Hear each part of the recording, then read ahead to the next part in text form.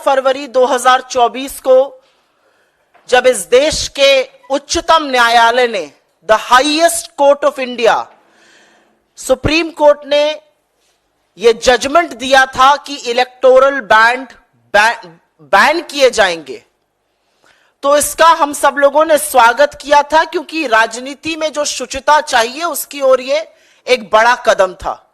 मुझे याद है इसी प्लेटफॉर्म से मेरे सहयोगियों ने और मेरे नेताओं ने आपको एड्रेस किया था और हमने इसका स्वागत किया था।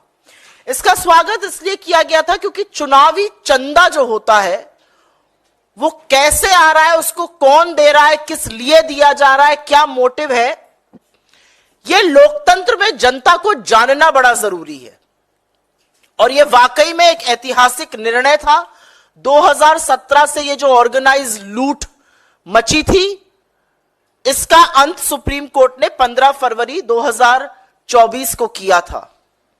उसके साथ साथ सुप्रीम कोर्ट ने इस देश के सबसे बड़े सरकारी bank, state bank of India को यह भी निर्देश दिया था, यह भी आदेश दिया था कि 6 मार्च तक इलेक्टोरल बॉन्ड के डोनर की सूची सार्वजनिक की जाए और चुनाव आयोग के साथ साझा की जाए।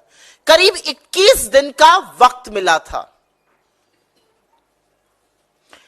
जैसा कि मैंने कहा, पूंजीपतियों की बढ़ती हुई हिस्सेदारी, उनका बढ़ता हुआ प्रभाव, नीति निर्माण कुछ ही लोगों के लिए होना, यह सारा कच्चा चिट्ठा जो था वो खुल जाता अगर लोगों का नाम सार्वजनिक हो जाता।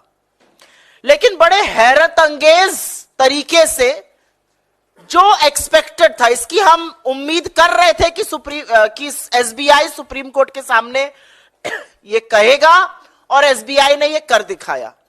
एसबीआई ने सुप्रीम कोर्ट से कहा है कि यह डेटा देने में एसबीआई असमर्थ है और उसको 30 जून 2024 तक का वक्त चाहिए।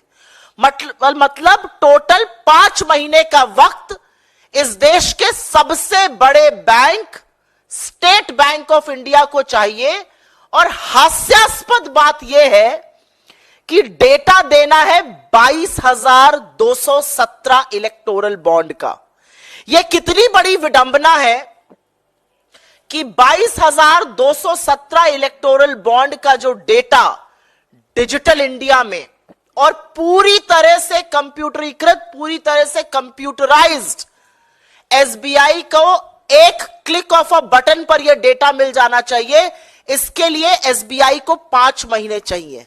वो एसबीआई जिसके पास 48 करोड़ बैंक अकाउंट हैं, वो एसबीआई जिसकी 23,000 के करीब ब्रांचेस है, वो एसबीआई जो 66,000 एटीएम चलाता है पूरे देश में, उसको 22,217 इलेक्टोरल बॉन्ड किसने दिए, उसका विवरण देने के लिए 5 महीने चाहिए।